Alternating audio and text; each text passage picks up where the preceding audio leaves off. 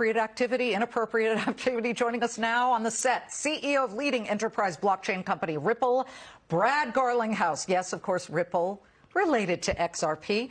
Brad would know a thing or two about this, along with Charlie Gasparino. I know nothing. He knows everything. I know nothing. What do you make of what Powell said? He kind of gave it to both sides. What did he say, though? Did he say anything? It's not entirely clear. By the way, I do want to start by just saying that I and the team at Ripple feel so strongly about standing with the people of Ukraine, and I just want to put that out there. Sure. But my comment as I listen to some of the things I hear out of Washington is just I fear that there's a lack of knowledge. There's a lack of information about how crypto really works. And I think it does a disservice to responsible actors like Ripple, who are working with governments, with sanctions. Everything that is enforced from a sanction point of view through fiat currency, anything that Ripple does is enforced in the exact same way. And so there's no different level playing field. And I think in some ways I heard Senator Warren saying things yesterday that felt like it's holding crypto to a different standard and expecting, for example, a blanket ban of all crypto in some of these countries in a way that, like, well, you can still use PayPal, you can still use these, some of these other things, and I don't think we should treat them differently. Ripple is like Swift, isn't it?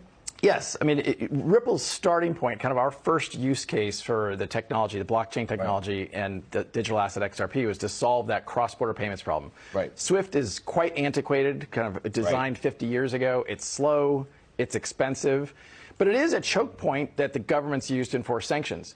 My point is, nothing that Ripple is doing circumvents any of that. So you're following the sanctions exactly? Like, for example, it's like, what, 8 banks, but a couple can still trade through it theoretically? Correct. The sanctions are applied through what I'll call the choke points, the on-ramps and off-ramps. Right. That's true for Swift. That's true for Ripple. Regardless of what I'll call just the plumbing of how things are moving, the choke points are the endpoints. So I think, when I step back and look at this, I think there is a lack of knowledge. I think people need to understand that crypto isn't this kind of black box. It's kind of back from when it was known as Silk Road. The industry has come a long way. So an oligarch, or let's just say Vladimir Putin, couldn't finance tanks through Bitcoin. Look, one of the things that people don't realize is there's just not enough liquidity. Yeah. Russia used to trade pre-sanctions $50 billion of cross-border kind of transactions per day. Crypto does not have anywhere near that. So, look, in the same way that somebody could be taking wheelbarrows of rubles or the Ukrainian currency across to Poland and things, like, there are ways you could do that, but it's really not significantly dissimilar. Why are they so obsessed with it then? It's like so weird. I think it's a kind of clickbait. It's a hot item. I think people, it adds a relevance and excitement around some of these things, but I think people don't understand. Well, we had spoken to Gary Gensler of the Securities and Exchange Commission. I know you saw that interview because we were emailing afterward about it, but he specifically tried to say that he wants to very much focus on what's a security and what is an actual token, a cryptocurrency. I feel like if that's the case and he's holding you to that standard, at some point he's going to have to go after Ether as well, because Ether and Ethereum are those two very similar paths, just like XRP and Ripple, are they not? Look, I think that's absolutely true. I don't want to comment on what they should or shouldn't do. I think as it relates to Ethereum, my view is it's very clear Ethereum's a currency. It's very clear XRP is a currency.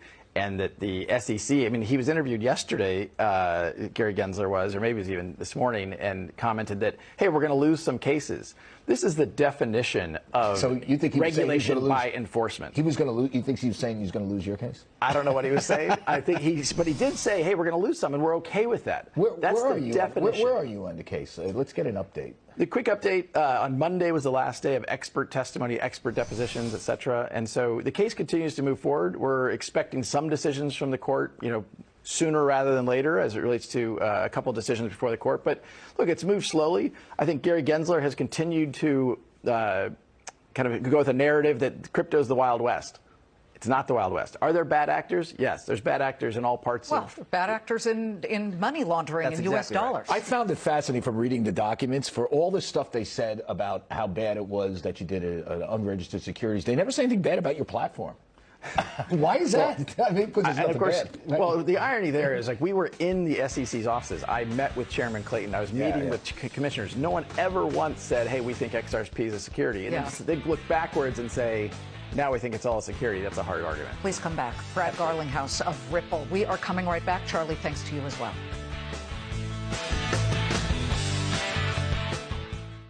Beat Apartment 2A.